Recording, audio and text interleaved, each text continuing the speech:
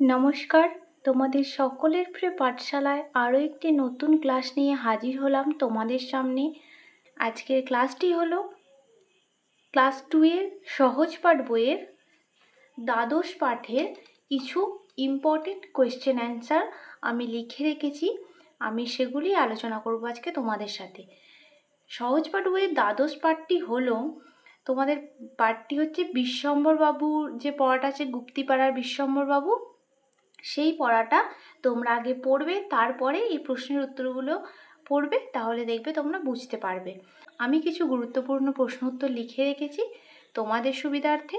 আজকে আমি তোমাদের সাথে সেটাই আলোচনা করব। তাহলে দেখে নাও কি কি প্রশ্ন আছে। তোমরা আগে সহজ পাঠ বইয়ের দ্বাদশ পাঠটা পড়বে, তারপরে এই প্রশ্নের উত্তরগুলো করবে। প্রশ্নগুলো দেখবে, তাহলে আমি প্রশ্নগুলো বলছি, তোমরা দেখে নাও। নিচের প্রশ্নগুলির উত্তর দাও। প্রথম প্রশ্ন আছে, বিশ্বম্বর বাবুর বাড়ি কোথায়? বিশ্বম্বর বাবুর বাড়ি গুপ্তিপাড়ায়। তারপর আছে, বিশ্বম্বর বাবু পালকি চড়ে কোথায় চলেছেন? তখন কোন মাস? বিশ্বম্বর বাবু পালকি চড়ে চলেছেন সপ্তগ্রাম। তখন কোন মাস? তখন ফাল্গুন মাস।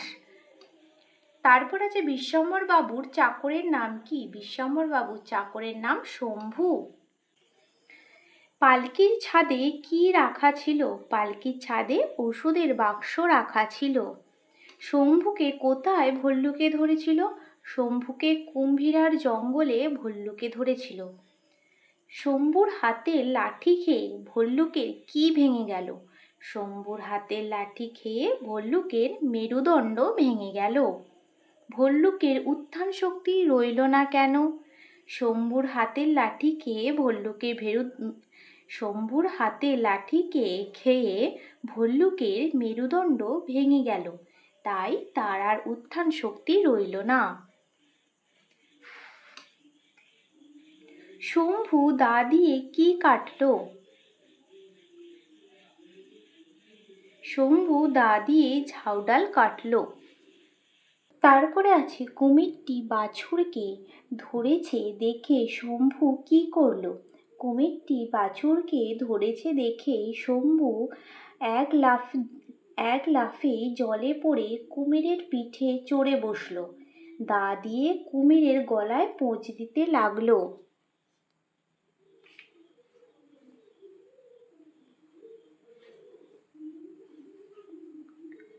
তারপরে আছে, বিশ্বম্বর বাবু পেশায় কি? বিশ্বম্বর বাবু পেশায় একজন ডাক্তার। স্টিমার ঘাটে স্টেশন মাস্টারের নাম কি? স্টিমার ঘাটে স্টেশন মাস্টারের নাম মধু বিশ্বাস। বিশ্বম্বর বাবু কার চিকিৎসা করতে যাচ্ছিলেন? বিশ্বম্বর বাবু মধু বিশ্বাসের ছোট ছেলের অম্লশূলের চিকিৎসা করতে যাচ্ছিলেন। রাখাল কোথায় যাচ্ছে? রাখাল সারাদিন গরু চড়ানোর পর বিকেলে গরু নিয়ে গোষ্ঠে ফিরে যাচ্ছে। আগে তোমরা সহজপাঠ বইটা পড়বে, তারপরেই কিন্তু এই প্রশ্নগুলো উত্তরগুলো দেখবে নিজেরাই পারছো। তারপরে আছে, বিশ্বম্বর বাবু কাকে ডেকে জিজ্ঞাসা করলেন সপ্তগ্রাম কত দূর? বিশ্বম্বর বাবু রাখালকে ডেকে জিজ্ঞাসা করলেন সপ্তগ্রাম কত দূর। তারপরে আছে, কে কাকে সপ্তগ্রামে যেতে নিষেধ করেছিল? রাখাল বিশ্বম্বর বাবুকে সপ্তগ্রাম যেতে নিষেধ করেছিল। কোথায় ডাকাতের ভয়? সপ্তগ্রাম যাওয়ার পথে ভীষ্মহাটের মাঠের কাছে যে শ্মশান, সেখানে ডাকাতের ভয়। তিলপনি খালের ধারে বিশ্বম্বর বাবুর পালকি যখন এলো তখন রাত কটা বেজেছিল? তিলপনি খালের ধারে বিশ্বম্বর বাবুর পালকি যখন এলো তখন রাত 10টা বেজেছিল। ক্যাস্টর অয়েলের শিশি কিভাবে ভেঙে চূর্ণ হয়ে গেল? বাঁধন আলগা হয়ে পালকির ছাদ থেকে ডাক্তারের বাক্সটা পড়ে যেতে ক্যাস্টর অয়েলের শিশি ভেঙে চূর্ণ হয়ে গেল। পালকিটি কিভাবে মাটিতে পড়ে গেল? পালকিটি হালকা কাঠে তৈরি এবং বিশ্বম্বর বাবুর দেহটি স্থূল হওয়ায় পালকিটির ডান্ডা মরমর করে ভেঙে মাটিতে পড়ে গেল।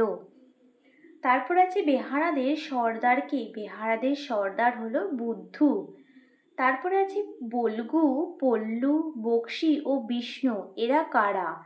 বল্গু, পল্লু, বক্সি ও বিষ্ণু এরা বিশ্বম্ভর বাবুর পালকির বেহারা। তারপরে আছে ডাকাতরা অট্টহাস্য করে এগিয়ে আসলে শম্ভু কি করলো? ডাকাতরা অট্টহাস্য করে এগিয়ে আসলে শম্ভু পালকির ভাঙা ডান্ডাখানা তুলে নিয়ে ডাকাতদের দিকে ছুঁড়ে মারল। তার এক ঘায়ে তিনজন একসঙ্গে পড়ে গেল। তারপরে শম্ভু লাঠি ঘুরিয়ে ওদের মধ্যে ঝাঁপিয়ে পড়লে বাকি দুজন ডাকাতও দৌড়ে পালিয়ে প্রাণে বাঁচল। তারপরে আছে এইবার বাক্সটা বের করো। বাক্সটা কিসের? বাক্সটা বিশ্বম্ভর বাবুর ডাক্তারির বাক্স। আমি তোমাদের আবারও বলছি, সহজপাঠ বইয়ের পড়াটা আগে পড়বে, তবে এই প্রশ্নের উত্তরগুলো পারবে। না পড়াটা করলে তোমরা এই প্রশ্নের উত্তরগুলো পারবে না। তোমরা আগে অবশ্যই বইটা আগে পড়বে, তারপর এই প্রশ্নের উত্তরগুলো করবে। তারপরে আছে বিশ্বম্ভর বাবু শম্ভুকে বাক্সটা বের করতে বলেছিলেন কেন? শম্ভু পালকির ডান্ডাখানা ডাকাতদের দিকে ছুঁড়ে মারলে তিনজন একসঙ্গে পড়ে গেল। তাদের ব্যান্ডেজ বাঁধার জন্য বিশ্বম্ভর বাবু শম্ভুকে বাক্সটা বের করতে বলেছিলেন। তারপরে আছে সকাল হতেই কারা ফিরে এলো? সকাল হতেই বল্গু, পল্লু, বক্সি ও বিষ্ণু একে একে ফিরে এলো। তাহলে তোমাদের এই প্রশ্নের উত্তরগুলো আলোচনা করলাম। তোমরা যদি চাও এই পড়াটা মানে দ্বাদশ পাঠের মানে অর্থাৎ শব্দার্থ যদি তোমরা চাও যে আমি তোমাদের লিখে বলে দিই, আলোচনা করি, তাহলে তোমরা আমার কমেন্ট বক্সে জানাবে। তাহলে অবশ্যই আমি এই দ্বাদশ পাঠের বা সহজ পাঠ বইয়ের তোমাদের আমি সব শব্দার্থগুলো একে একে তোমাদের আমি লিখিয়ে দেবো। তাহলে আজকের ক্লাসটা এই পর্যন্তই। যদি তোমাদের আমার এই ক্লাসটা ভালো লেগে থাকে তাহলে অবশ্যই লাইক, কমেন্ট, সাবস্ক্রাইব এবং শেয়ার করতে ভুলবে না। ধন্যবাদ।